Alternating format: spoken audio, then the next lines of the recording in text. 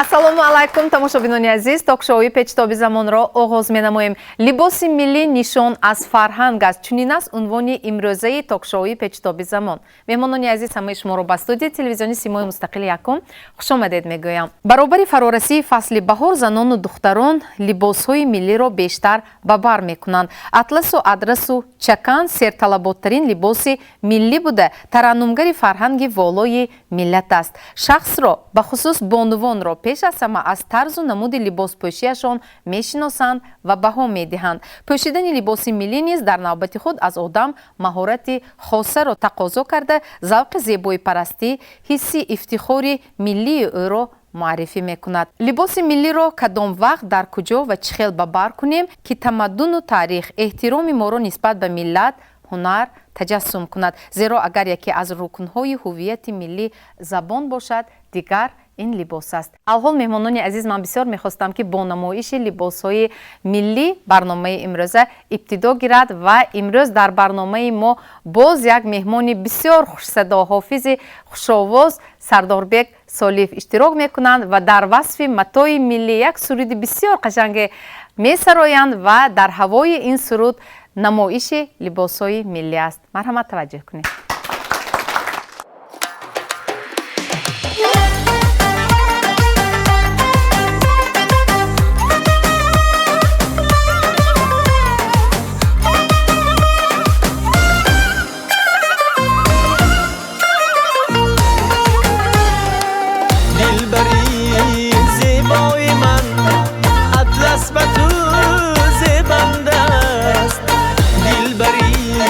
زیبای من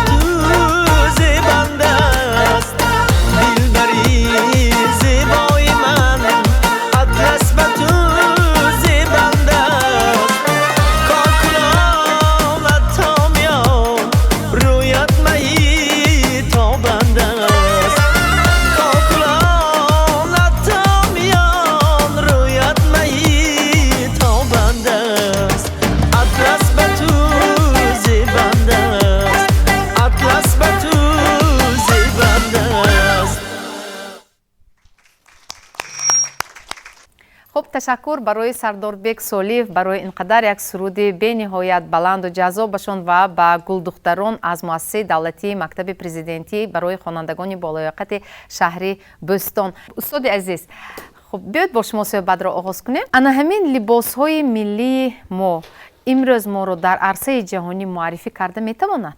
Бешак, бешубҳа, сабаб дар он аст ки агар ҳамин сари либосҳои мо таърихи хеле тӯлонӣ намедоштанд, имрӯз таваҷҷӯҳи имрӯзаи ҳукумати Тоҷикистон бо ҳамин дастурҳои нишондодҳои пешвои миллат барои рушди ҳунарҳои мардумӣ чӣ хел ки гуфта шудааст, ин аз нав бардошта намешуд. Уман сару либос кай пайдо шуд гӯед агар сару либос он чӣ хел аз мато пираҳан дӯхта шуд? чӣ хел дӯхта шуд? Нисбат ба дигар ҳамон намудҳои санъати моддии маънавӣ сару либос тағйирёбанда аст, тез дигар мешавад, яъне мӯди он дигар мешавад. Бинобар ҳамин баҳси олимҳо то имрӯзҳо ҳавзаҳои паҳншавӣ ё ки оғоз ибтидои анин сару либос ё мато куҷо аст то ҳол тӯлонӣ аст. Солҳои даврони шӯравӣ як асари таҳти роҳбарии анин тоҷик осиёи миёнашинос мардумшинос Ольга Александровна Сухарева атлас народов Средней Азии Казахстана баровардани буданд ки ҳамин сару либосҳо низ дар онҷо бояд ҷамъ шаванд. Лекин вай асар нашр нашуд, чунки баҳсҳои хеле тӯлонӣ шуд ки ин либос аз они мо, ин либос аз они мо, ин тарзи дӯхт аз они мо гуфтанд. Яъне ҳар кас аз худ карданӣ буд. Лекин як чизро аз хотир набарорем. Ман ҳозир устод Раҳимов ба нақл кардам, ҳамҷа шундам, дар Ҳиндустон як либос ҳаст, номаш сари мегӯянд. ҳичи не онҷо ҳичи намедозанд, мепечонанд худро маторо мепечонанд. вақте ки ман ҳафтаи гузашта ба донишҷӯён ҳам Ҳиндустона гуфта истода будам, онҳо як матое доранд бо номи муслин аст. ҳамин пахта чинагӣ пахта гаштигоҳ медоранд. вақти пахтачинӣ баъзан шамол шавад дигар як нахи дарозе дар ҳаво пайдо мешавад. анамон матои пайдошудагии онҳо номаш муслин аст, яъне мазмунаш он ки дар шамол бофта шуда мато аст ва ҳамон матои 20 метр мато чунон нафис аст ки он дар як чӣ гӯям папиросдон сигардон дохил мешавад, портсигар мегӯянд онро. Анагун тасаввур кунед, масла галиянаши меонунад вақте ки калифаи сару либосҳои славянҳои шарқӣ буд ба мо дарс хонда буд ва нақл карда буд ки ҳамин сару либос дар ҳамон ҳавзае пайдо мешавад ки он ҳавзаҳо байни дарёҳо буданду дар онҷо кишоварзӣ асту дар онҷо ҳар гуна намудҳои растаниҳои техникиро низ мекоранд. ина бинед акун ҷут ҳаст, пахта ҳаст, абрешим ҳаст ва бисёр намудҳои он ҳаст, канап ҳаст. ин парвариш карда мешавад ва мегӯяд ки дар онҷо аввалин либосе ки мардум кард ҳамон то қадаш ҳамон либоса ду қад мекунаду гардана бурда ба гардан мепартояд. баъд мин баъд оянда агар рими қадима бинед ҳамашон мепартоянду ҳоли остину ин чизҳо нест. анамин ривоҷи сару либос ки мо 4 мавсим дорем. дар баъзи минтақаҳо 2 мавсим ҳаст. мавсими хушкӣ, мавсими боришот. масалан осиёи ҷануби шарқӣ, Таиланду, Бирмаю дигар ҷоҳо. бинед ҳамон матоҳои партофта мегарданд. бинобар ҳамин ривоҷи сару либос, ҳамон тараққиёташ рушд ба ҳам таъсир бахшидан, аз якдигар гирифтан ва миллӣ шуданаш аз ҳамон ҷои истиқоматӣ иборат аст. либос боз мегӯям тағйирёбанда, тез тағйир меёбад, мӯд аст. хусусан шаҳриҳо онро чӣ мегӯям. аз ин рӯ ҳавзае ки мо осиёи миёна мегӯем ё ки осиёи марказӣ мегӯем, дар таърих ҳар хел мегӯянд. бинед дар куҷоҳо анамин либосҳое ки имрӯз мо атлас мегӯем, адрас мегӯем, дар куҷо паҳн шудаастро якбор бинед. байни туркманҳо нест. 3 шакли либосро мутахассисони барҷастаи анун либос мутахассисо навистанд. ҳамон мутахассисо 3 ҳавзаи тақсими сари либоси осиёи миёнагӣ гуфтанд. якум ҳавзаи туркзабонҳо, қазоқ, қирғиз, қарақалпоқ онҳоро доданд. дуюм ҳавзае гуфтанд ҳавзаи тоҷикҳою ва ӯзбекҳое ки анамон сарф гаштаанд, яъне тоҷик шудаанд, яъне муқимнишин шудаанд. сеюм ҳавзаи туркманӣ. сеюм ҳавзаи туркманӣ ва дар бораи ҳавзаи агар ҳамон халқҳои дуюм, гурӯҳи дуюм гӯем агар ҳани мо бинед осиёи миёна кадом ҳавзаҳо? водии Фарғона, Қӯқан, Самарқанд, Бухоро. و سر و لباساشون اگر از روی اثرهای هم تهیه شده بینیم همون هیچ فرق نیست. من ببینید حاضر بعضیاشون ببینید که کیف آستین تنگ اومده است و پایان وسیع شده رفته است. سر و لباس به اهمیت دادیم و بعضی جایهای ببینید اگر یک بار هم سر و لباس هم آستین هم کیف وسیع شده است. انمون رشدی سر و لباس اِوولوشی آن در هر دوره زمانها دیگر شد. لیکن برای چی ما آن را نگاه داشته توانستیم؟ آن تا آمدن روزها عصر 19 عصر 20 وجود داشت و وقتی که ماشینی چاکدوزی پیدا می شد طراحی دیگری اروپایی داخل می شود بعد و هم اورپچه بردن و گریبانی راستک و گریباندار و لباس های ما به گریبان بودن از کیف بودن یا که گویم اورپچه کج برده می شدن گریبان ها راست می ایستادن. بنابر همین درباره این سر و لباس بحث های خیلی بسیار است. لیکن مهمترین چیز آن که همه آن چیزهایی که در اینجا طراحی شده با در نمایش و یا در تماشابینان هست همه این از بایگانی های امروزی آچکلان ما که و صندوق است و امروز ها در فانت های موزه های در آثارخانه خصوصا آثارخانه اتنوگرافی اینستیتوت تاریخ اتنوگرافی آرکئولوژی و اتنوگرافی اکادمی علوم تاجیکستان که خیلی پرقناوت در آنجا لباس های مردم شناسان همون دوره شوروی جمع کرده توانستند از همونها منشأ میگیرند که امروز طراحان ما توانستند که با زمانی حاضر مطابق دیزاین کنند. یعنی از این ما دور رفته نمیتوانیم. بله تشکر. چکان با فهرست یونسکو وارد شده است و آن همین برای ما برای ملت چی میدهد؟ با فهرست میراث فرهنگ غیر مادی یونسکو وارد گردیدن چکان این هنوز آغاز کار است. خب در نوبت ایستاده است آدرس و اطلس، یعنی با فهرست سالهای نزدیک خوب حجت ها دیگر روندهای آماده کنی پیشنهاد به کمیسی یونسکو رفته ایستاده است. من از این جریان آگاه هستم. یعنی روزهای نزدیک اطلس و آدرس وارد خواهد شد. خب سالهای نزدیک می شود. خب این هم یک کار آسان نیست که با یک متا یا یک پدیده فرهنگی یا عنصری فرهنگی ملت را برآورده پیشنهاد کردن و یک دو چند دولت دنیا به طرفداری آن باید آواز دادنشان در کار است تا اینکه به فهرست وارد شود که یک کار آسان است. لیکن اینو ببینید که همین ضرورت رو درک کرده، ضرورتی که مثلا از جانب حکومت جمهوری تاجیکستان باید همین چیز درک شود. در پیام همین سال پیشوای ملت گفتند که رواج کرمک پروری باید باشد. کرمک پروری رو رواج دادن معناش این فقط کرمک پرورش کرده پله برآوردن نیست. این معنایش آن است که در برابر تیار کردن پله همچون محصولات اولی مثلا کشاورزی از آن لباس تیار کردن در کار. خوب نقش گرفتن در کار است که به صناعت هم این دخل دارد، به بافتن همین متای اطلس و آدرس هم دخل دارد. یعنی خوب چکان وارد شد به فهرستی مثلا فرهنگ میراثی غیر مادی. این به ما چی میدهد؟ این به ما اولش همین است که همین نمودی لباس، همین طرز لباس اول باید در داخل کشور حفظ شود. مقصد اساسی همین است و دیگر مقصدش همین است که وقتی که همین فهرست وارد شد خب دولت تاجیکستان در بین همین دولت های اعضای عضو یونسکو گویا وعده میدهد، قول میدهد که همین را انتشار میکند، نگهبانی میکند، حفظ میکند و ترغیب و تشویق مینماید. خب اینو می‌بینید که مثلا همین در چند سال آخر علاقه همون الیمنت های چکان در تصویرها در اینترنت خیلی بسیار پیدا شده است. بغیر از این مردم کشورهای دیگری جهان هم همین چیز به توجه میکنند. خب یک سیاح آمده نمیشود.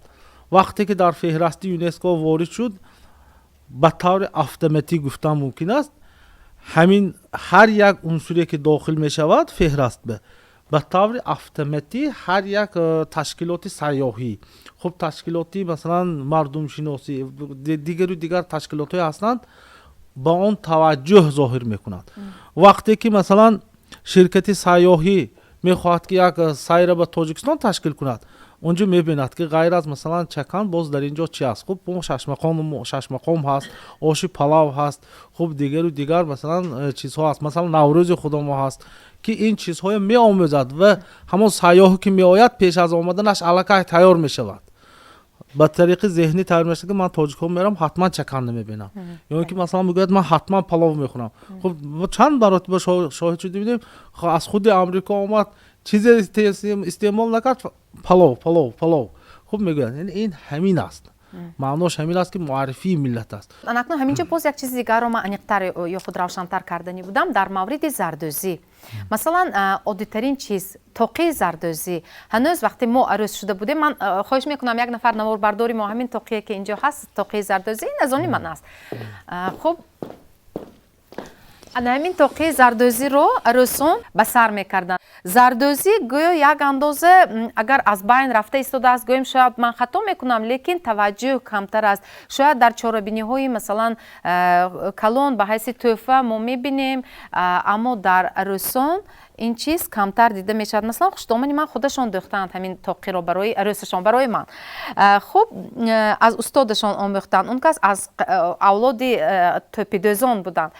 اکنون بله اکنون نگاه کنید که امروز همین توپی یا خود توقی زردوزی یک اندازه به توجه مانده ایستاده است. چرا استاد؟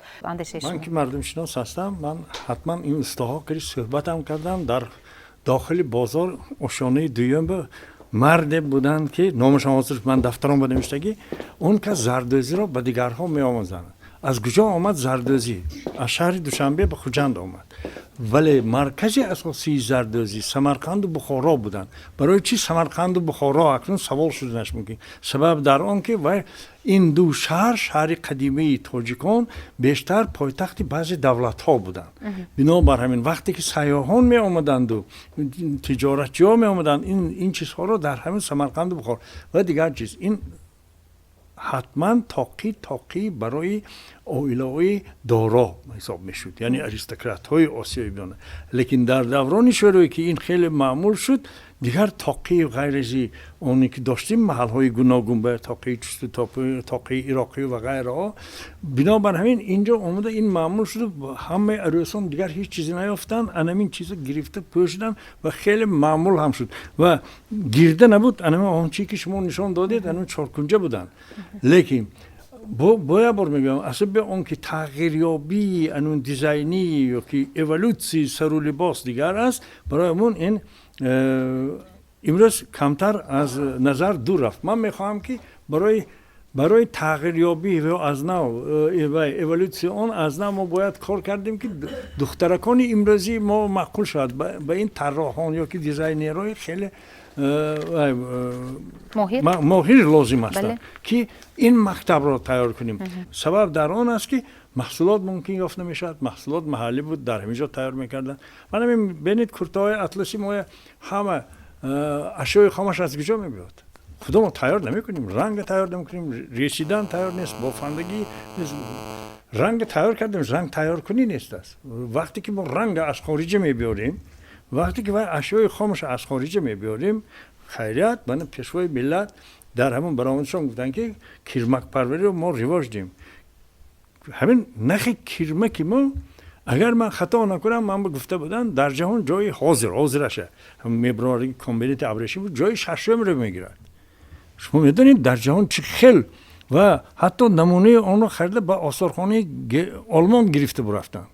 من خودم گواه بودم با اون که چرا برای نخیم، برای اون که انمون دوره پخترشی همون برگ توتو که برای کرمک ضرور است، شعاع اولترافیولیتی و دوره ویگیتاسیونی پخترشیش انمین ضرور است که برای همین صفتی ابریشمی شما خواهد بلنده. مثلا 1 متر متوی اطلس یا ادرسی که از نخی تازه همین ابریشم تیار شده است 300 سومونی ارزش داشتنش ممکن است. بنابر همین و برای مثلا خریداران گرانی میکند، حالان که برای یک نفر مثلا بانو 8-10 متر خب متا لازم برای دوختن همین پاجامه و لباس. اکنون آنها مجبور هستند که باز همون نخی صنعی رو مثلا همراه کنند. انا همین مشکلات به شما شناس است؟ مثلا دسترسی اشیاء خام یا рангу бор кунӣ ва мо омода мерасем боз ба ҳамон нарху сифати ҳамин матоъ. марҳамат. таъсир мекунад ё не? ашёи хом пештар аз ҳамин хуҷан атлас буд. гирифта мо кор мекардем. сони мана дадом ки ёру дӯсташон хешу таворо қӯқананда O'zbekistonda ki budan kam boşat ham hamon ashyoyi abreshimu mo rasonda me istodan mo hamin mana dar injo chand namud atlas و adras ها هست mana he guli bodom megoyim poshoy zangor megoyim ziragi megoyim اینها همش نخش ابریشم رنگ و بوری آن رو کی میکند و چخیل با رنگ چخیل تیار میشود رنگ و بوری اینا با همین خواهش خودمو فکر خودمو گلبندی میکنیم من همین گل بادام در اینجا نسخش هست این بسیار طرفای مسچوح به خریدارگیر طلباتش بسیار ما بسیارتر همین گل بادام کدی پاشوی زنگار تیار میکنیم زیرگی تیار میکنیم من به قصب تیار میکنیم اینها همش خریدارگیر خریداران شما بیشتر کی هایند خریدارای ما بسیارتر همین از طرف مسچهای پرولتر میگویم جبار رسولو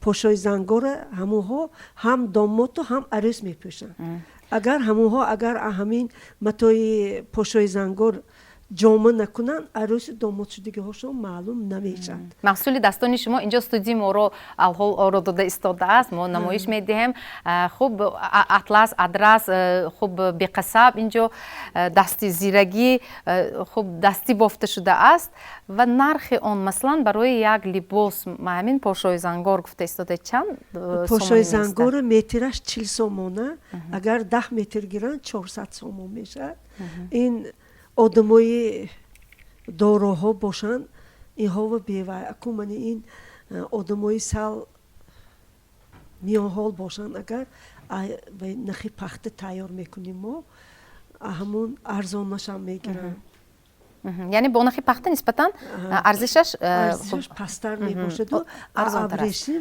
نرخش بسیار بلندتر صفتش بلند میشد ابریشم چون که این ابریشم نخش تا 8000 نخ می باشد اینی پخته باشد تا 1300 و در مورد داشتش کدومی از اونها بسیارتر خدمت میکنه البته ابریشم تشکر سلامت باشید و من پهلوی شما باز یک نفر هنرمند نشستند شما هم خوب متاع میبافید استحصال میکنید و دستی درست و محصول مهنت شما نیز در قسمت دیگری همین استودیوی ما است اطلس‌های ادرس‌های بسیار زیبایی که خب خود شما آن را تیار کردید از کی آموختید چخیل که در بالا ذکر کردید زردوزی گفته منم پیش زردوز بودم ایسابی که بازار زردوز سال پس شد کامپیوتر برآمد من دستی زردوزی رو اگر ما دور سری دوزیم اگر کامپیوتر که دایره دو تا سه تا توپ دوختاسیان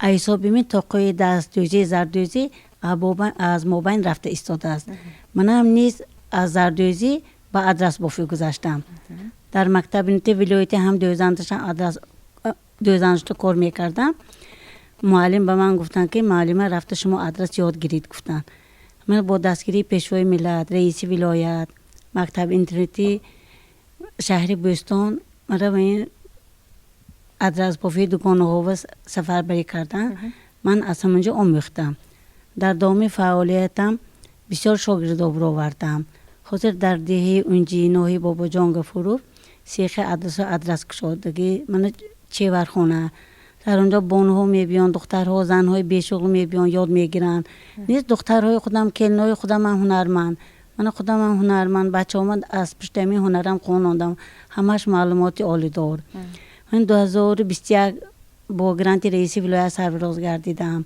رئیس جماعت دستگیری کردن رئیس ناحیه دستگیری کردن وقتی که همین آزمون‌های مثلا اطلس و ادرس برگزار می‌شود طراحان از خوب متاعهایی که شما استحصال میکنید خریداری میکنن ها خریداری میکنن و بیشتر چی فرمایش میدین آنها چه خیلی متاعها رو البته سرخ بسیارتر یاشو باشه البته رنگ سرخش بسیار باشد میگن کلانسالو باشد میگن که خیلی کبوتش بسیار باشد میگن من صادقاوی هم مثال زکات میشد و این چستاوی هم مثال زکات میشد دخترای من در آنجا کار می‌کند برای فروختن من عذاب نمیکشم آنها مرا دستگیری میکنند بنابر همین به همین به همه یک من رو دستگیری کردن. حجت به بازار برآورده اون رو فروختن نیست. من وقتم نمیشد که بازار ببرم چون که با دیگر کارهایم دارم. فهمید. تشکر. سلامت باشید. تماشاچیان عزیز، یک لحظه رکلام بعد دیگر شبکه پیوست نشوید، با ما بمانید. بینندگان عزیز، این توک شوی پیچتابی زمان است. معلم اکنون خوب مرحمت به صحبت پیوست شوید. آن دخترکانی که اینجا لباسهای بسیار زیبا و شینم را برای ما نمایش دادن، لباسهای آنها این محصول کار شما است، مهنت شما است و در یکی از همون کمزورهایی که دختران پوشیده به بر کرده بودند، حتی الیمنت های زردوزی هم اگر خطا نکنم آنجا استفاده شده بود، مشاهده میشد. البته اکنون خوب مرحمت، به چه خاطر شما خوب همین هنرهای ملی رو در مورد همین دوختن لباسهای ملی خب پیش برده ایستاده اید؟ در مؤسسه ما بسیار محفل ها عمل میکنند. البته این محفل های دوزندگی، گلدوزی، کش بافی، مهر بافی و دیگر محفل ها عمل میکنند. به خاطر آن من به این شاگردانم هنر دوزندگی، گلدوزی را تشویق میکنم، می آموزنم برای اون که در خوانندگان در نهادشان حسی وطن دوستی، خویشتن شناسی، افتخار ملی پیدا شود.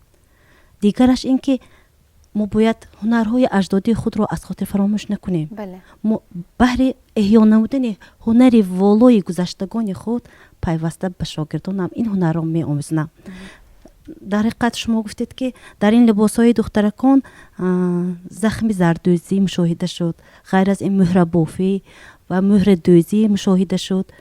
من از خورده از دوره بچگی هنری دوزندگی، هنری آرایشی را بسیار دوست می داشتم و این هنر را خودم به شاگردانم آموزنده در این لباسهایی که حالا در نمایش گذاشته شد، همراه شاگردان، همراه گل دختران در نزدم گرفته آموزنده. همون زردوزی و مهر دوزی رو هم خود شمایان اجرا کردید؟ همراه شاگردان. یعنی من باوری دارم که زردوزی هیچ وقت از بین نمیره. البته از بین نمیره. به فکر من مخصوصیت و ضرورت خود رو گم نمیکنه. شخصی که نفری که انسانی که به قدر این هنر میرسد، زیبایی این هنری زردوزی رو درک کرده میتواند، البته استفاده میبرد. تشکر. باز یک سبب زردوزی رو کم استفاده بردنش رو من در همین میبینم که شاید که بعضی فکر میکنن مردم که هوای تاقی زردوزی رو چند روز میپوشی، یک هفته میپوشی یا 10 روز میپوشی، دیگری وای رو بسر نمیپوشی. شاید سببش همین باشد که کمک میپوشی، همین نرخ با ارزانش یا همین کمتر صفتش دیگر خیلتر پستر باشدن میشدگی است. گفته شاید برای همون خریداری نمیکرده باشن. شاید ولی ما میدونیم که توقی سرپوش این دولت است میگویند و هر یکی ما البته باور دارم که خود شمایان نیز زنها توقی های عروسی خود را در خانه نگاه داشته هستید مثل من. تشکر. سلامت باشید. خب اینجا باز گلدخترانی ما لباس های ملی به بر کردن نشستند و الحال برای آن که لباس های زیبای آنها را ما تماشا کنیم و تحت هوا سرودی که در وصف بازآمدهای ملی است شنیده باشیم، ما الحال با این استودیو راهبر مؤسسه دولتی قصر فرهنگ سغدیان را حسن کمال مرحمت دعوت کردیم. خوب خوش آمدید با برنامه ادامه پیچتابی زمان. مرحمت و از شما ما البته یک سرودی جذاب انتظار هستیم و در هوای سرودی شما همین گل دخترکان لباس های ملی خود را نمایش میدهم. ترانه‌ای که از اشعار آذرخش آهنگ خودم است برای بیننده ها، برای امروز بزم امروز جشن نوروزی که ما قید میکنیم برای آنها تقدیم میکنیم. باشد. تشکر. سلامت باشید.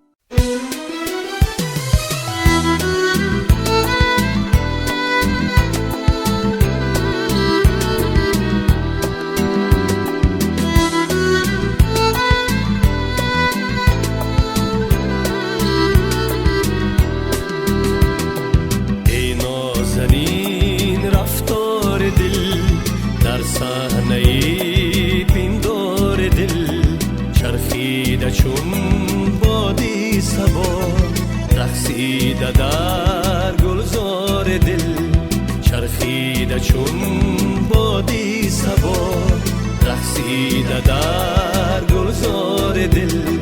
خوش میرسی در تن لباسی اطلس، در زیر چرخی اطلسی در تن زیر چرخی اطلسی در تن لباس اطلس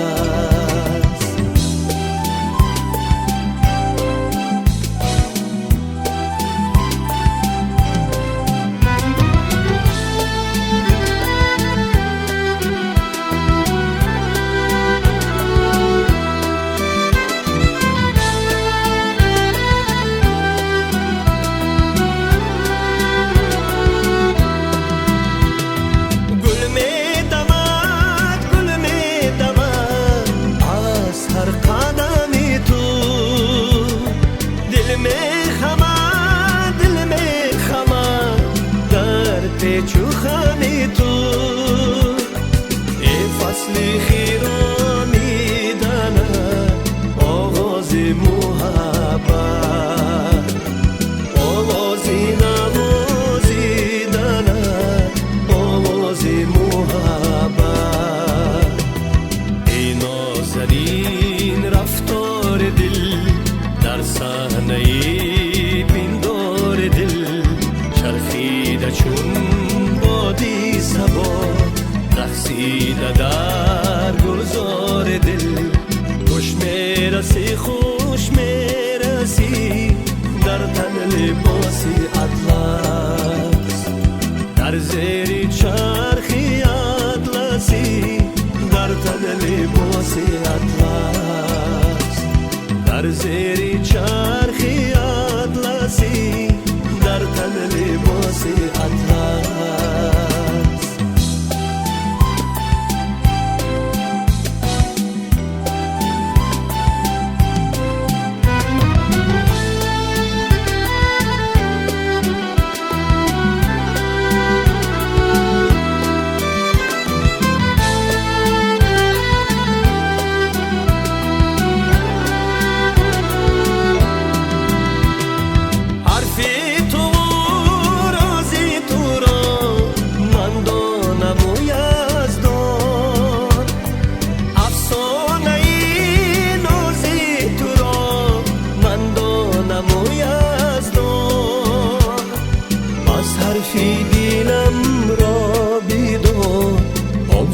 که تو دانی آهنگی دلم را بخوان آنسان که تو خوانی ای نازنین رفتار دل در صحنه پندار دل چرخیده چون بادی سبا رقصیده در گلزار دل خوش میرسی در تن لباس اطلس در زیر چرخی اطلسی در تن لباس اطلس خوش میرسی در تن لباس اطلس در زیر چرخی اطلسی در تن لباس اطلس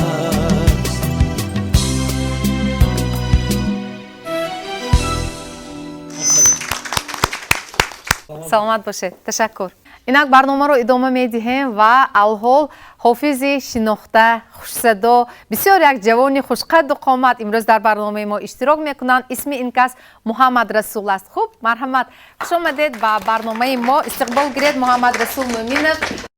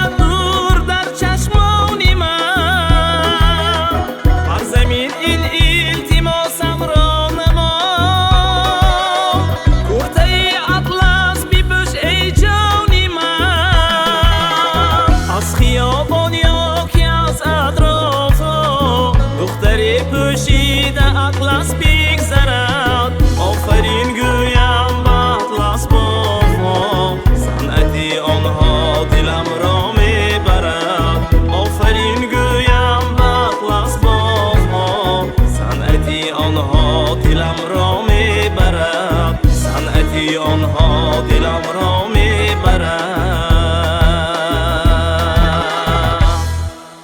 تشکر محمد رسول برای سرود دلنشین. سلامت باشید و خوش آمدید بار دیگر به برنامه ما. تشکر. خب برنامه را ادامه میدیم. معلمه مرحمت، وقتی به همین دانشجویان خود اختصاصشان را میگذارید توجه خود آنها را در ترغیب همین لباسهای ملی، در دخت آن و آمیخته کردن همین لباسهای ملی با یک نمودی فسون لباس اروپایی، توجه خود آنها را احساس میکنید؟ البته دانشجویان ما بهت هنرمند هم باشند. نمایشی که حاضر از طرف آنها پیشکش ما گردید، کارهای دستی خودشون در دانشکده ما عموما در کافدره ما، کافدره تکنولوژی صنعتی سبک و نساجی، بسیار محفل ها موجود است که در محفل ها آنها ایستاده کارهای دستی خود را اجرا میکنند و حاضر محصولی که آنها نشان دادن همش کارهای دیپلمی، کارهای کرسی خودشون.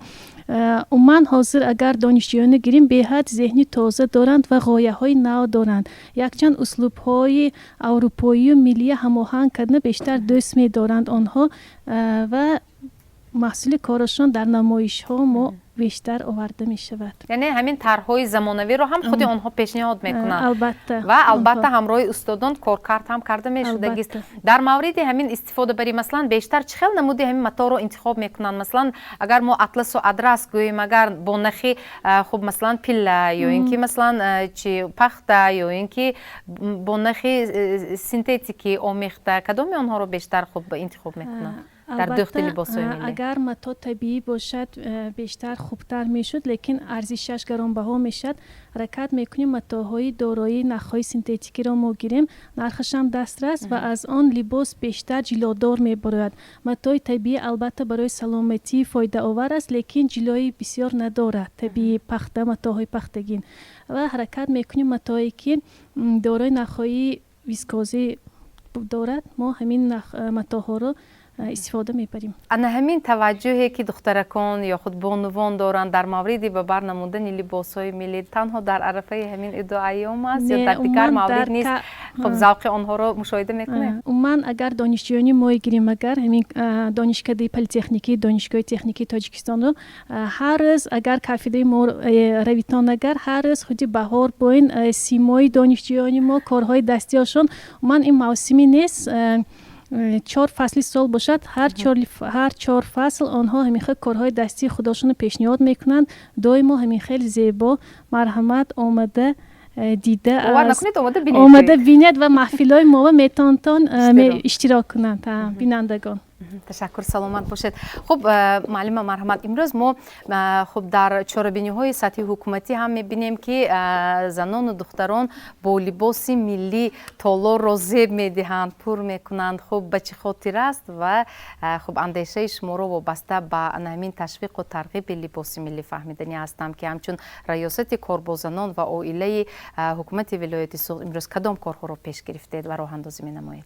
باید تذکر داد که طبق سپارش کمیته کار با زنان و عائله نزد حکومت جمهوری تاجیکستان برقه بر ما رسید که این هم باشد لباس تاجیکان را به بر میکنیم و این برقه به تمام کارخانه و تشکیلات ها، مکتب های عالی و شهرک و جماعت ها دسترس کرده شدند که از سنه 7 مارت سال روان 1 ماه دخترکان ما، زنان ما همچون لباس ملی را چون بانوان تاجیک اطلس را به بر میکنند و باید گفت که از جانب ریاستی کار با زنان و عائله ولایت نقشه چاره‌بینی ترتیب داده شده است که همه ساله ما اطلس تاجیک را میگذرانیم. هدف از برگزاری این آزمون یعنی ترغیب و تشویق لباس ملی است، چون بهار رسید دخترکان خود هم چون گل بهار هستند و وقتی که دخترکان این لباس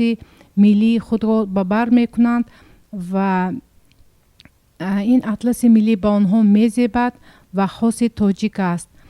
همچنین باید قید نمود که جهت احیای همین هنرهای ملی از جانب رئیس ولایت گرانت های رئیس ولایت تأسیس داده شده است.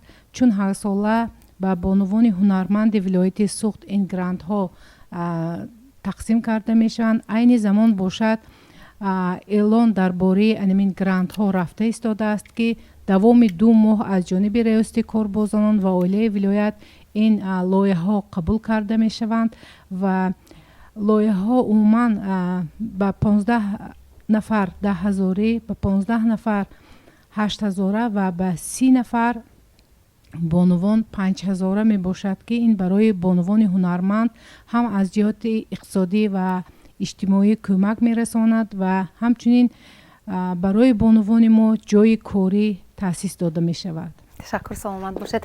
خب معلمان مرحمت، ما در مورد لباس ملی سخن کرده ایستاده ایم و اینجا در یک گوشه استودیوی ما مسئول دستان شما استودیوی ما را آرا داده ایستاده است و من باوری دارم که بجز از این آرایشات باز در لباس های ملی ما نیز همین گلدوزی را راه اندازی میکنید، استفاده میکنید. درست؟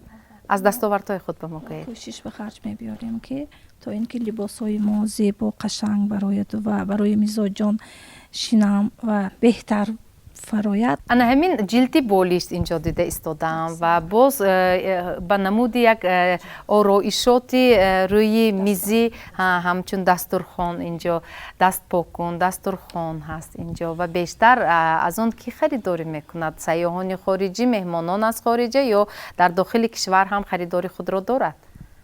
شکرانه میکنم که حاضر باز بسیارتر خریدارای همین خارجی زیاد گشته ایستادن و باز در اینجا خریدارای خود وطنی بسیار گردیده ایستادن. یعنی توجه هست، توجه زیاد، طلبات زیاد هست، زیرا که در اینجا ما رنگ‌هاش آرام، رنگ‌های طبیعی به صفت تیار کردن نموده ایستاده. این گلدوزی ها دستی یا اینکه توسط ماشینه های مخصوص تجهیزات تکنیکی معاصر اجرا میشه؟ در اونجا هم دستی هم ماشینه تیار میکنیم، زیرا که به دستی بسیارتر خارجی ها طلباتشون. این نرخ دستی بسیار گران میباشد و این را تنها خارجی ها میتوانند خریداری کنند.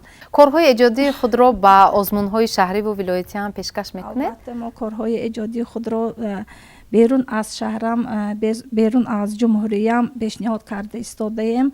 ما سرفراز هستیم که از محصولات وطنی خودمو خارجی ها استفاده برده ایستادن و محصولات خودمو را معرفی کرده توانستیم. با هنر خود به جهانیان معرفی شده ایستاده. تماشابینان عزیز، یک لحظه رکلام، بعد دیگر شبکه پیوست نشوید، با ما بمانید. لباس ملی نشانه فرهنگ است. چنین است عنوان امروزه تاکشوی پیچتابی زمان و اینک ما برنامه را ادامه میدهیم. به چه خاطر مثلا در لباس حتی روزمره خود همین الیمنت های ملی را وارد میکنید؟ شاید از لباس از متای اطلس نیم تنه یا اینکه باز یگان کمزورهای زمانوی. به چه خاطر؟ شاید طلبات چنین است، مد چنین است.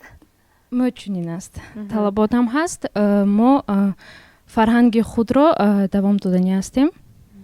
اطلس و آدرس را بیشتر با یورو استیل کرده دختر میبریم به طور اروپایی. باره هم با همین لباس های ملی خود از کشور بیرون رفته اید، معرفی کرده اید، نشان داده اید، آن را به بر کرده. سال 2018 بود همراه شاگردان مکتب پرزیدنتی به مملکت قزاقستان سفر داشتیم. در آنجا خوانندگان کارهای لایحه‌ای خود را از دیگر فنهای دقیق، اساساً از انفرماتیکا، فن طبیعت شناسی و فیلم های تیار کردن که تربیه بود، در آنجا ما کار لایحه خود را نشان دادیم. در آنجا زیاده از 26 دولت اشتراک کردند. در همونجا نمایش شد. یک شرطش بود که این نمایش بود و در این شرطش ما همراه خود آن محصولات هایی که نقش و نگارهای ملی داشتن، آن چیزهایی که اجدادان ما از آن استفاده می بردن، مثلا اسباب های روزگار و دیگر چیزها بود، ما در آن نمایش گذاشتیم. البته به نهایت تصورات دیگر دولت ها دیگر خیلی بود و ما توانستیم در آنجا هنرهای مردمی خلق تاجیک رو معرفی کنیم، نمایش دهیم. ин бениҳоят сарфароз шудему шогирдонам бениҳоят хурсанд шуданд ки муаллима бини чӣ хел ҳама ба тарафи намоишгоҳи мо омада истоданд ба дигар намоишгоҳҳои дигар давлатҳои но асосан барои мо омада расм мегирифтанд ҳамроҳи мо чунки мо ҳамаи хонандагони мо дар сар тоқаҳои тоҷикона духтарҳо либосҳои адрасу чакан доштанд писарҳо рӯймолҳои дасти дӯст дар камар баста буданд ва ин хеле сарфарозии моро зиёд ҳам кард. ташаккур, саломат бошед устод. Анакнун бозам афзалияти ҳамин либосҳои миллиро боз дар чӣ мебинед? ва инҷо баҳсҳои хеле хуб, суҳбатҳои хеле хуб ҳам шуд ва як чиз ба назар мерасад, шояд ман хато кунам, шояд иштибоҳ кунам, лекин ин андешаи ман аст. хуб имрӯз мо ҳамин хел гӯё як тасаввурот ҳам пайдо шудааст ки либоси миллӣ фақат хоси баҳор аст. зимистон гӯё либоси миллӣ надорад. барои чӣ надорад? Либоси миллӣ дорад, лекин таваҷҷӯҳ фақат ба ҳамин зебоӣ ҳаст. хуб масалан дар фасли тирамоҳӣ ҳаст, масалан тирамоҳӣ намудашро дидем, аммо дар фасли зимистон дар фасли зимистон масалан доштанд камзулҳои хушрӯи ҳамон духобии сиёҳ буд бификрам. ин чизам имрӯз фақат атласу адрасу масалан чакан ба таваҷҷӯҳ кардани мо дар кор нест, дигар чизҳо ҳам рафтани мо дар кор аст. ҳамон камзулҳои расмии худамо буд. худ баъзе масалан либосҳо аз пӯст мешуд, ин либосҳои мардона буд. ин чизҳо ҳам таваҷҷӯҳ кардани мо дар кор аст. солҳои 1998-1999 буд, як даври донишҷӯи мо буд. як чизе ман мушоҳида кардам вақте ки 1100-солагии давлати Сомонёнро меомӯхтем ва дар ҳамон ҷо ман мушоҳида карда будам ки либосҳои даврии Сомонён ҳамон либосҳое ки имрӯз аврупоиён мепӯшанд ҳамон аст. не он чизе ки масалан ҳамон нимтанаю дигар чизо ки масалан ин либос ҳамин хел чиз ҳаст, ҳамин хел як падидаи фарҳангӣ, падидаи эҷодӣ ҳаст ки ба тамоми ҷаҳон сайр карда мегардад. ва масалан барои ина либосо ба бар кардан хоҳем ҳам нахоҳем ҳам муҳит таъсир мекунад. вақте ки масалан инсон аз болои ҷӯйбор мегузарад, ҷӯйбор ҳаст, хуб домани васеъ мепӯшад. масалан либосҳои қадимӣ мо аз ҷӯ ҳаллос карданаш осон мешавад. хуб дар аврупо ки ҷӯй нест, ҳама танг аст, хуб ҳамун доманҳои танг расм шуд. ин муҳити зисташ ҳам таъсир мерасонад. хуб обу ҳаво таъсир мерасонад. дар иқлими масалан ҳамин атласу адраса дар иқлими хунук пӯшида намешавад. дар мамлакате ки боронӣ бошад он зуд нобуд мешавад. ин иқлим ҳам таъсир мекунад.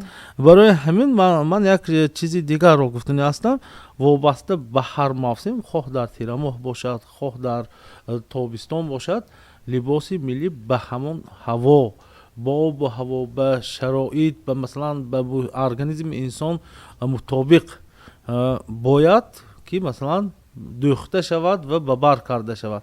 мо дар қадим аз қадим ҳамин гап ҳаст ки масалан мардҳои агар гӯем агар ҳамон ҷомея пӯшида тобистон ба ҳам ҷомея мепӯшиданду кор мекарданд. вай ҳам дар зимистон гарм мекард инсона, дар тобистон салқин нигаҳ медошт.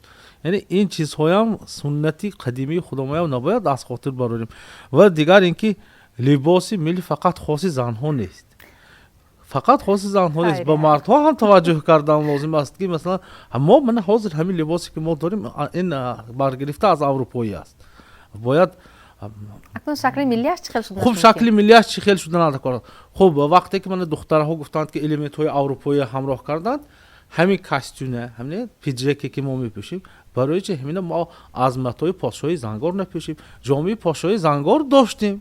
хуб марҳамат костюмне дӯзем. хуб аз ҳамин аз алоча, аз беқасаб, барои чӣ мумкин нест?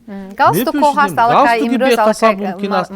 ин чиза акнун нисбати занҳо мардҳо бификрам ин чиз ба моил шуданашон дар шаҳрҳо душвортар, чунки ин ва одат кардем. ин тарзи либос пӯшӣ одат кардем, лекин дар деҳа ин тарзи либос пӯшӣ барои кор кардан хеле душвортар ки бисёртар миллӣ. ё ин ки ҳамон куртаи яктаҳе ки дорем. хуб ба хотир он ки ба куртаи яктаҳ масалан галстук зада намешавад, бигзор яктаҳро масалан ба тарҳи ҳозира созем. ҳамон чӣ мегӯянд ҷиҳакбарин ҳаст ку шерозаҳои миллиша пӯшем. аз ин чиз масалан ҳарос кардани мо дар кор нест. хуб дигар миллатҳое мебинем که یک جلسه بین الخلق شود حتما همون قلپاقشان میپوشن دیگر مثلا در کشور ترکمنستان تمام لباس‌های حتی زنها رسمی حتما لباس ملی حتما آنها است. همون دوره که دارند و دیگر چیز یا اینکه مثلا یک عادتی غیر عادی میگوییم یا اینکه ما کمتر یک شرم می‌داریم از لباس ملی خودمون. اگر یک جلسه بین الخلق شود خب نماینده های تاجیکستان می‌بینیم که اصلا توقی ملی پیش رفتن شرم می‌دارن، لیکن دیگر ملت‌ها عیناً همین لباس‌های خودش رو این چیز به خاتمه دادن در کار.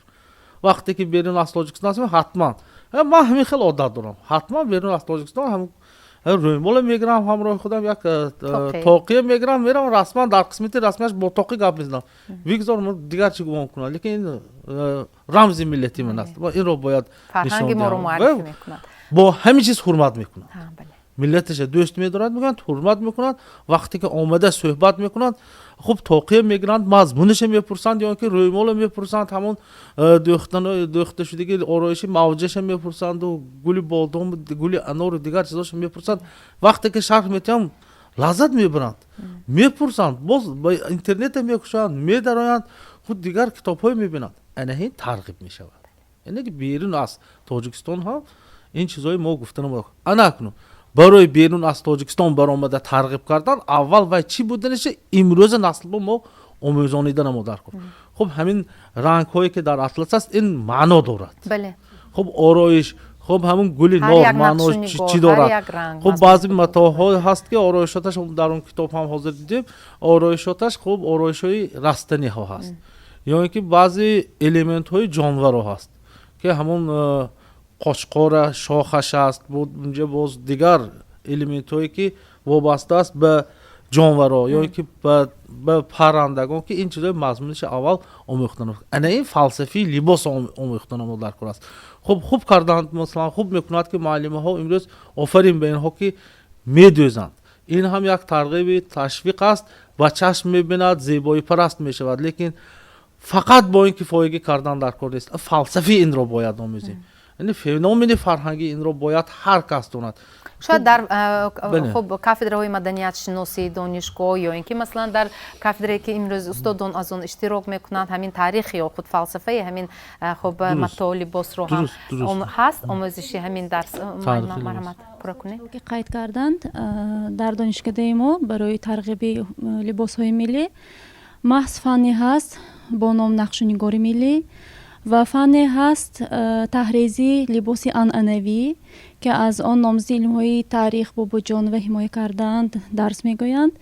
در رفته فن نقشه‌نگاری ملی باشد ما حتما از معنای الیمنت های هر یک نقشه‌نگار گفته میگذاریم تا آنکه هر یک دانشجویی که در دیزاین لباس معاصر خود استفاده میبرد دانسته استفاده بردنش در کار که الیمنت چی خصوصیت دارد چی معنا دارد چی خاصیت دارد چون که از قدیم هر یک الیمنتی اجدادی ما دارای معنا است. مثال پخته این بخت سفید انار از حسابی که خصوصیتی تاباوری درخت به آبم میوه میکند در جای سختی مثال میوه میاندازد میوهش سردانه است این نسل آینده میباشد هر یک همه الیمنت های ما میآموزانیم تا آنکه دانشجو هنگام استفاده بریش درست استفاده برد. بعضی حالات ها میشد که دیزاین به نگاه میکنید نقش و نگار الیمنت های از خودش وای کردگی سرجم کردگی استفاده بردگی وقتی که میپرسید نمیداند که الیمنت چی معنا دارد از کجا آمده است تاریخاً چی تاریخ دارد. برای همین محض در دانشکده ما همین فن نقشه‌نگاری ملی همچون الکتیوی به راه مانده شده است که دانشجویان پیش از استفاده الیمنت هایی که در لباس استفاده میبرند حتما دانش میگیرند. بسیار خوب و محصول شاید همین تخیلات شمایان با دانشجویان یک جای در یکان استحصالات مثلا خریداری شده است یا خب عملی میشود پیشنهاد شما رو قبول میکنند؟ البته قبول میکنند. شخصا من خودم همکاری دارم با یک کارخانه دانشجویان ما علاقه همکاری میکنند. من خیلی که دسترخوان گفتید نامش رانر است دسترخوان ها زکاز میشند محفل های بی پول هست که در آن دانشجویان آمده هنر آموخته ایستاده محصول دستی خودشان را میفروشند خریدار دارند چخل که میگن زکاشی کوشان هست زکاز گرفتم معلم جان همه ایده یاردم تید معلم جان من اینجوری چیز استفاده برم آمده حتما مصلحت میگیرند.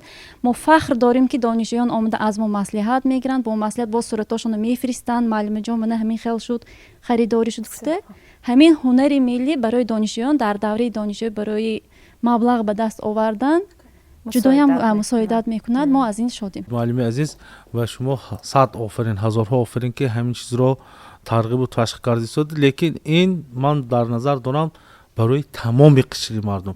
Инҳое ки масалан тарроҳ мешаванд, барои инҳо ина донистанаш ҳатмӣ аст.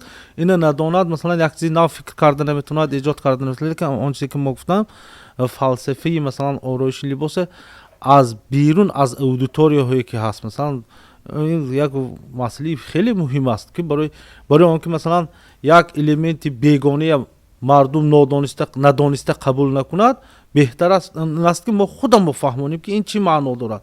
Шояд намедонам ягон барномаи телевизионӣ мекунем ё ки шояд дар YouTube канали, шояд дар Facebook як барномаҳои кӯтоҳ ё ки як лайфхакҳои кӯтоҳ омода карда, масалан ҳамин гули анор мана мазмунаша гуфтанд ки ин серфарзандию баракату дигар чиз аст. Як дақиқа ё ки 30-35 сония ки маънош ҳамин аст. پهن کردن ما در کار است که تا که همه داند وقت قدرش میرسد هم فرهنگ ملی ما زنده میموند هم سر و لباس ترغیب میشود و هم مردم از بیگانه شوی امین میموند به خصوص نسل نوراس نسل جوان که اینها اروپایی معاب شدند از این نقطه نظر ما این چیز رو در نظر داشته بودم. تشکر سلامت باشید. من تکلیف میکردم یک نوار رو تماشا میکنیم همراه سپس برنامه رو ادامه میدیم. مرحمت توجه خود رو به اکران روانه کنید.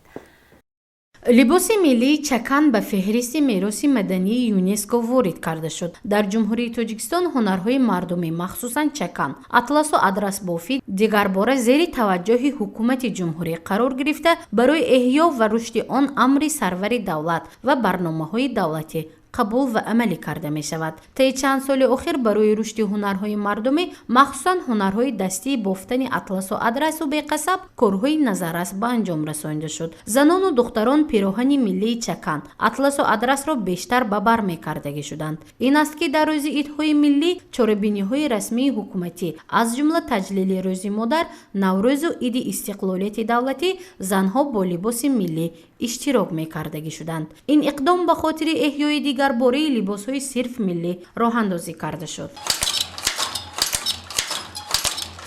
نزاکت حاجی و از زمره هنرمندان است که بافتن و دوختن متاع ادرس و اطلس و بیقصب مشغول است و این هنر را از بچگیش یاد گرفته است. زیرا هنر اطلس بافی برای نزاکت حاجی و اجدادی است. عائله وی در جماعت حیدر عثمانی ناحیه باباجان غفوروف با هنرمندی مشهور است. سهم عائله نزاکت خاله در احیا و رشد اطلس و ادرس بافی بزرگ می باشد. استاد من پدر مهربانم می باشد. ماما جان حاجی ابراهیم جان هستند و یا با من وظیفه میدادند که همین تا وقتی نماز میخواستند تا وقتی درس من باید که 8 متر متاع تیار کرده دادنم در کار بود. من کوشش میکردم که همین متاع تا همین ساعت 8 وقتی مکتب رفتنم درس خواندنم من تیار کردنم در کار. این زنی هنرمند تا امروز صدها نفر شاگردان کسبی را به وای رسانده است. امروز این زنی هنرمند در خانه موزه کمال خوجندی با بافتن متاعهای صرف پختگین ملی اطلس و بیقصب، زیرگی، الاچه، پادشاه زنگار، گل بادام، اطلس زرد، نماشام 11 رنگه را می بافد. خریدارانی بیشتر سیاحان خارجی اند. وی می گوید در یک دستگاه 40 نمود متاعهای ملی را آماده می کند. زنهای ما اول همین وایبه زیباگی و خودشان داده شده که این ازبک‌های میگرفتند. حاضر باشد اکنون و صفتش بلند هم سلامتی فایده آور که اکنون هوشیار شدند. من متاع پختگینی مایه با هم ویش نمودهایش چخیل که تابی دلشان خواهد زکاس میتیم و تیار کده میتیم. در همین حال یگانه کارگاه استحصالی اطلس و ادرس و بیقصب در تاجیکستان این کارگاه جمعیتی دارای مسئولیتش محدود اطلسی خوجند می باشد. محصولات این کارخانه شهرتیار تنها در حدود جمهوری به فروش گذاشته می شود و خلاص. رهبری این کارگاه می گوید برای صادرات متاعهای ملی می باید اشیاء خام را بیشتر خریداری نمود، اما در حدود ولایت اشیاء خام کم استحصال می گردد. نقاش هستند و اینها نقش برداشتند و هر یک رسانه‌ای که ما از دولت تیار شده ایستاده است. من نقاشمو با اینها نمود هر یک نمودی ظاهری اطلس رو پرتوس دادن. من در اونجا میگوییم ما ریسانده هر یک نخی کانده میشود، نخی آن رو میبندد و با محصولات خوش صفت نقص میبرد. در سیخ 23 نفر کارگری کار میکنند که هر یک ساحه آنها هر خیلی میباشد. محض از کم بودن اشیاء خام امروز در اطلس خوجند 23 نفر کار میکنند، اما از روی نقشه میبایست 54 نفر به کار بافندگی اطلس و ادرس جلب شوند. ولی نوبسته از این مشکلی های جای داشته، کارگاه اطلس خوجند امروز نمود و نوع گوناگون و خوشطرح متاع ملی را پیشکش ساکنان جمهوری تاجیکستان میگرداند. دوام یک ماه تقریبا 1.5 متر متاع ملی در این کارگاه تیار می شود. امروز برای پیشواز نوروز عجم کارکنان اطلسی خوجند برای مادران زنهای تاجیک زیاده از 20 نمود اطلسی نو. معنی اطلسی نو این چی رو دارد؟ معنی اطلسی نو این رو دارد که یعنی گلها عموما نو و رنگها هم دیگر خیل کار کرده برآمد. برای این ما تیار کردن و ما اول در کارخانه در حل مسئله نمودی اطلس میشینیم، این رو مصلحت میکنیم. وقتی که انتخاب یک نمود میشود بعد جیغ میزنیم کارکنانی که با رنگ کار میکنند با فکر و عقیده آنها رو میگیریم. از این لحاظ زیاده از 20 نمودی اطلس و یک چند نمودی ادرس و بیقصب و نوروز عجم از طرف کارکنان اطلسی خوجند برای مادران و زنهای تاجیک همچون تحفه تیار کرده شد. کارگاه اطلسی خوجند سال 1931 در ساحل چپ شهر فعالیتش را آغاز کرده بود. پس از 43 سال فعالیت یعنی سال 1974 فابریکه اطلس بافی شهر خوجند به ساحل راست کوچید. پس از چند سال فعالیت کارگاه مذکور خصوصی کرده شد که این به تاریخ سال 2005 راست می آید. امروز اطلس خوجند وظیفه اصلی خود را اجرا می نماید که آن هم تأمین متاعهای خوشطرح ملی برای بانوان است. مفتون شکور و نعیم جان ایوبوف مخصوص برای پیچ تاب زمان. خب نوا رو تماشا کردیم. اکنون استاد من بسیار میخواستم که فکری شما رو فهمم. ما اینجا در موردی حتی جهانی شوی هم گفتیم که لباسهای ملی ما امروز طرح اروپایی رو هم گرفته است. در منظور من در مورد همین دوخت این لباس ها گذشته از این ما در مورد صفت و نرخش هم گفتیم که خب مثلا متاع پختگین این خوب است، طبیعی است، برای سلامتی فایده آور یا خود ابریشمین از پله فایده آور است، اما نرخ ابریشمین گرانتر می استد و شاید از این لحاظ هم امروز 90% بازارهای ما رو متاعهای خوب اطلس و ادرسی مثلا استحصال دیگر کشورها که با نرخ صنعی آمیخته شده است گرفته ایستاده است و این البته به نرخ هم تاثیر میکند و به خود طلبات مزاجان هم. اکنون در همین حال چخیل ما همین خوب لباس های ملی خود را ترغیب کنیم و بر کنیم. خب همین متاع ملی ما باز در مورد خود همین نزاکت و ملاحت خود را یک نگاه داشته توانند. ما خدا ما وقتی که رد و برق می شود 7 رنگ می بینیم. با 7 رنگ به غیر 7 رنگ با رنگ های گوناگون طبیعت را می بینیم که همه آنها جور شده از همین 7 رنگ و از همین طبیعت و گرفته همون سر و لباس های ما، نه اینکه رنگ های اطلس بلکه اون نام های متاع های و سر و لباس های نامبر کردن از همون طبیعت هم گرفته ساخته می شود، یعنی بنیاد کرده می شود. من در بالا ذکر کردم که اولوسی سر و لباس خیلی تیز است. من در اینجا رأی بودم رقابت پذیری یکم از همه چیزی مهمترین است. ما باید برای رقابت پذیر شدن باید انمون مجموعی متخصصان ساحه های گوناگونی همین سر و لباس رو جمع کنیم. در اینجا صنعت شناسان که رسام هستند، این لابراتوری های کلان در کار برای این مبلغی کلان طلب میکنند. نه آنی که یک معلمه ها یا که نظیر خان بابا جان و اونجا همه اینه میگویند این که نمیشد. کنی کامبیناتی که در آنجا رنگ های تیار کرده رأس کرده همون برآورده میمونند که کدامیش قبول میشد برای جوانا، کدامیش قبول میشد برای بازار جهانی. بازار جهانی برای اون عمده اطلسی ما رو میگیرد که به هر حال وای اون چی که ما در طبیعت گفتیم اون چی که با این ناتکرار است گرفته ایستادن رنگ و بارش.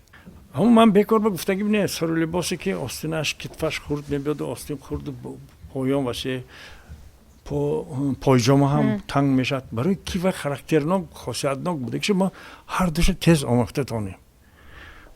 حال آنکه طراح، رسام، بوریشگر، دوزنده اونها همکاریشون سست است در ما. بنابراین ما همون رمزهایی که در همون اطلس و در همون کندکاری و در چکن هست ما در شما همون 7 رنگی چکن و یا که 100 رنگی چکن قریب گفته نمیتونیم چون که خاصی طرف جنوب و مرکزی تاجیکستان است. در کوهستان اون چکنی که بدخشانی ها میپوشن پور و دیگر است. ببینید کرته بدخشان چگونه است. هم در البوم ها است. حتما کمپوزیسی، آمیزشی یا که سینتزی گویم آمیخته شوی فرهنگ ها میشود و خلاص اینا بازداشته نمیشود. باز دارید اگر کنسرواسیون میشید و هیچ کس شما پسند هم نمیکند و هیچ چیزی شما رو نمیگیرد. ما باید زمانه موافق کرده اون رو گویم. از این رو یک وقتا من در برآمدم گفته بودم که اینه ببینید دو فرهنگ‌های جهانی با هم رقابت کردن غرب و شرق. ببینید چقدر سر لباس‌های آورده پشتیم وای سر لباس برای اقلیم بود اونها گفتن مسلمانی است یا که اسلامی است. یعنی اروپای آوردن با درس‌ها آمدن قریب که برای ما مجبور شدیم قانون درباره تنظیم سر لباس کرده مونیم. اینه ببینید الان خصوصیت خاصی ریگنالی گویم میانه آب حوزه شیردریا وادی فرغانه مثلا بخارا سمرقند ناحیه‌های مرکز جنوب تاجیکستان قرتلان بدخشان انمون دسترخوان قراقش رنگارنگیش انمون بگذار نگاه داشته شود در همون مکان آن را ما تکمیل دهیم. ما یک وقت در کوهستان بدخشان هم بردیم گفتیم اطلس بافی کنید ببخشید اونجا اشیاء از کجا میابند چقدر که معلمه در اینجا گفتن و همش خرده بردن بگذار در اونجا گیاه جمع کنی کنن بگذار اونجا درباره سنگ‌ها یک چیزی سازن که وای فرش برود وای دیزاین داشته باشد زیبایی داشته یعنی آرایشات همه زیبی داشته باشد.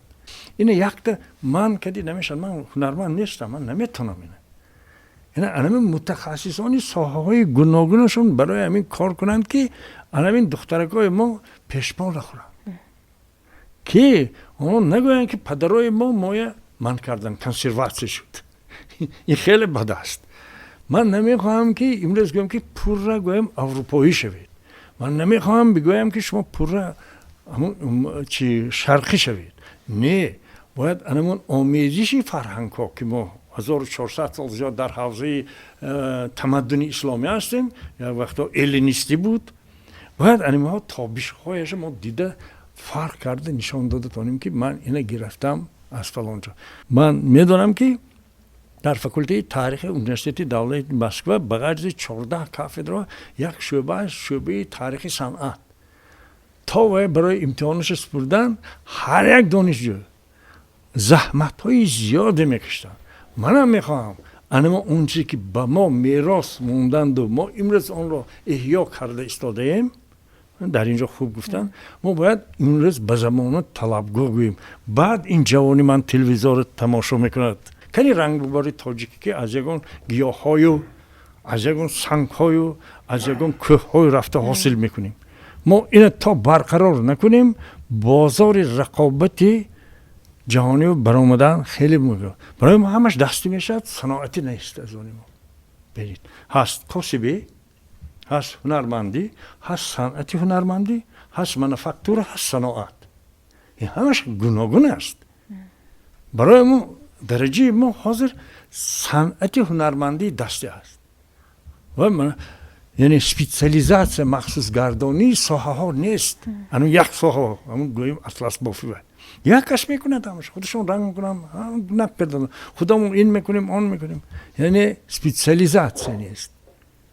ما راه بمانده تانیم بعد کامبینت ابریشمی ما یا که اطلس بافی ما از دا به کار میدرویند و همه محصولات هایی که اونجا میبرن یگون تشخیصانی خودمون تیار کرده نمیشه و اشیا آورده شده است. اینجا یک چیز هست хуб ман дар ихтиёри худи ман чандин китоб ҳаст дар намуди дастхат ки ҳамин тарзи тайёр кардани ранга гуфтааст, шарҳ додааст. хуб кадом наха чӣ тавр ранг кардан дар кор, ина қоидаҳоша кушодааст. ё ин ки бо кадом элементи масалан минералӣ, бо кадом минерал кадом ранг ҳосил мешавад. ҳамин чиз ҳаст, ин гум нашудааст, дар китобҳо Lekin ҳаст. istifodaаш камтар. ана ҳамун ягона коре ки ҳаст, ягона роҳе ки ҳаст, шояд ман ҳамуна мехонам гуфта медиҳам, ё ин ки масалан дигар олимои шарқшинос хонда инҳо ба гуфта ҳамун мазмуни китобро гуфта диҳанд, мана маълума инҳо метавонад ҳунармандо ҳамина таҷриба карда бинанд.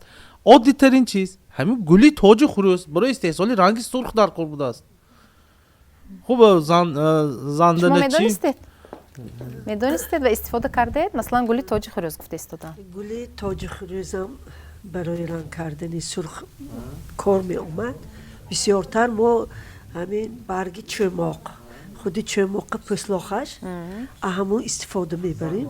رنگ حقانی طبیعی و استفاده میکنیم.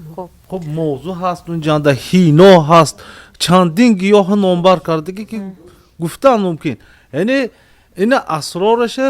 خب در انستیتوت دستخطهای شهری دوشنبه در انستیتوت شهرشناسی این خیلی کتاب ها هست. مهم آن است که یک عالم خیزد جستجو کند، خب حاضر کار کردگی ایستادگی ها که همکاری کند. این نامش همگرایی علم و استحصالات میگویند. خب وگرنه که وہ 100 سال 150 سال شاید 800 سال است همین کتاب ها خوابیده است، لیکن وای میراث گذشتگان ما گرفته خوانده آن رو امروز زنده کردن ما در کار است. یک من یا یک استاد یا 10 نفر استاد این چیز به قدرت ندارند که همین پخش کنند. ما میتوانیم مثلا علما سمت خودم و همین این چیز اسرارش منین است، اینا گرفته هنرمندا استفاده برند، استحصال کنند، بعد اینها یک دستگیری میشود و یک راهی واقعا ملی شدن هنرمند میشود.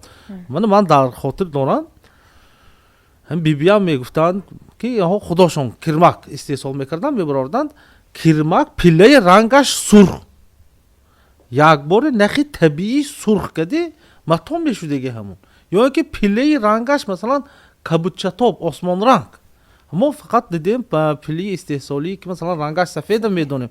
من این چیزهایی هم مثلا احیا کردن ممکن است که نخی طبیعی 1500 سال شده است، مثلا همون از Балтика ёфтанд, аз соҳили Балтика матои суғди занда начива деҳава сохта шуда ки табиӣ рангаш то ҳозира истодааст. таркибша меомезанд ки чизи табиӣ комилан ки ранг кардагӣ не, яъне табиатан рангаш ҳамин хел чизо ҳаст. барои ҳамин тамоман мо дар як торикӣ дар як зулмати нодонӣ нестем. яъне китобҳои навиштагии мо ҳаст, фақат муҳим он аст ки ҳамун китобро гирифтана мо дар кор با مهر و محبت به ملت و به وطن کتاب کشاده خوانده اون رو عملی کردن ما در کار است. تشکر. سلامت باشید. تشکر.